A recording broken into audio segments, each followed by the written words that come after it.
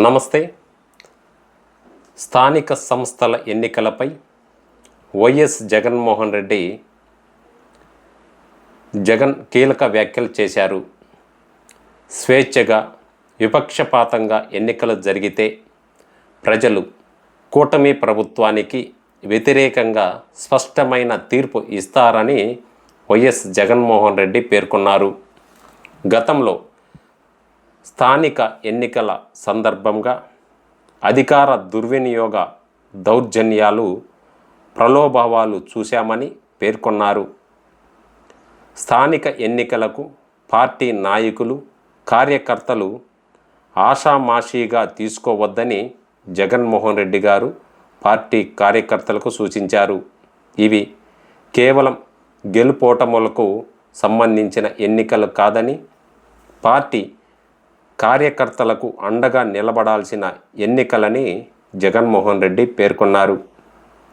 అధికార పార్టీ నుంచి ఎలాంటి ఒత్తిళ్లు దౌర్జన్యాలు ఎదురైనా నాయకుడు తమ వెంట ఉన్నాడనే భరోసా కార్యకర్తలకు కల్పించాలని సూచించారు. పార్టీ ముఖ్య నేతతో విస్తృత స్థాయి సమావేశం నిర్వహించారు జగన్మోహన్ రెడ్డి.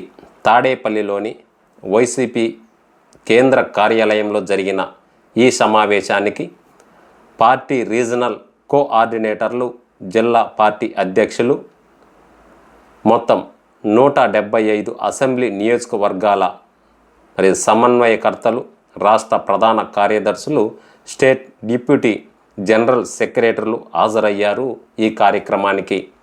అదేవిధంగా ఈ సందర్భంగా జగన్మోహన్ రెడ్డి గారు మాట్లాడుతూ స్థానిక సంస్థల పదవులకు ప్రత్యేక ఎన్నికలు నిర్వహిస్తామని ప్రభుత్వం చేస్తున్న ప్రకటన తమకు అనుకూలంగా మారే అవకాశం ఉందని జగన్మోహన్ రెడ్డి గారు అభిప్రాయపడ్డారు.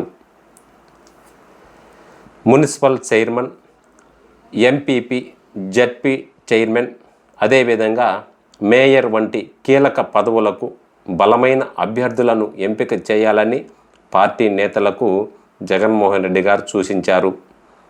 అవసరమైన చోట కార్యకర్తలకు అండగా నిలిచేందుకు కుటుంబ సభ్యులను కూడా పోటీలోకి దింపడానికి వెనుకాడవద్దని జగన్మోహన్ రెడ్డి గారు పేర్కొన్నారు. ఏకగ్రీవాలకు అంగీకరిస్తే కఠిన నిర్ణయాలు ఉంటాయని హెచ్చరించారు. ఏ నియోజకవర్గంలోనూ పోటీ లేకుండా ఏకగ్రీవాలు జరిగేందుకు అవకాశం ఇవ్వొద్దని స్పష్టం చేశారు. స్థానిక ఎన్నికల్లో ఎక్కడైనా ఏకగ్రీవాలు జరిగితే తదుపరి అసెంబ్లీ ఎన్నికల్లో అక్కడి కోఆర్డినేటర్లు పార్టీ అభ్యర్థులుగా ఉండరని తెలిపారు. ఎన్నికల అనంతరం అభ్యర్థులను ఎక్కడెక్కడ నిలబెట్టారు, వారికి ఎమ్మెల్యే అభ్యర్థులు ఎంత బలంగా మద్దతిచ్చారనే అంశంపైనే నివేదికలు తీసుకుంటానని చెప్పారు. స్థానిక ఎన్నికల్లో ఓటర్ల సంఖ్య తక్కువగా ఉండటంతో అభ్యర్థి వ్యక్తిగత బలం అత్యంత కీలకమని జగన్మోహన్ రెడ్డి గారు పేర్కొన్నారు. అభ్యర్థుల ఎంపికలో భావోద్వేగాలు, వ్యక్తిగత యుగోలకు తావివ్వకుండా అందరినీ కలుపుకొని వెళ్ళాలని సూచించారు. ఒక్క ఓటు కూడా కీలకమని, 9 ఓట్లతో గెలిచిన సందర్భాలు కూడా ఉన్నాయని తెలిపారు. 9 ఓట్లతో ఓడిన సందర్భాలు కూడా ఉన్నాయని గుర్తు చేశారు. గెలిపే ముఖ్యం, గెలుపు కోసం యుగోలను పక్కన పెట్టాలి. పార్టీ శ్రేణులకు పిలుపునిచ్చారు జగన్మోహన్ రెడ్డి గారు. ప్రతి గ్రామంలో పార్టీని బలోపేతం చేసే సమర్థుడైన కార్యకర్త చుట్టూ ఏకాభిప్రాయం తీసుకురావాలని జగన్మోహన్ రెడ్డి గట్టిగా సూచించారు.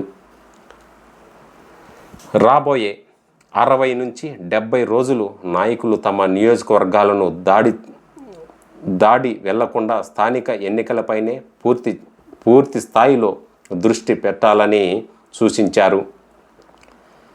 ఇంటింటి ప్రచారం ద్వారా వైఎస్ఆర్ కాంగ్రెస్ పార్టీ పాలన, కూటమి పాలన మధ్య ఉన్న తేడాలను ప్రజలకు వివరించాలని సూచించారు.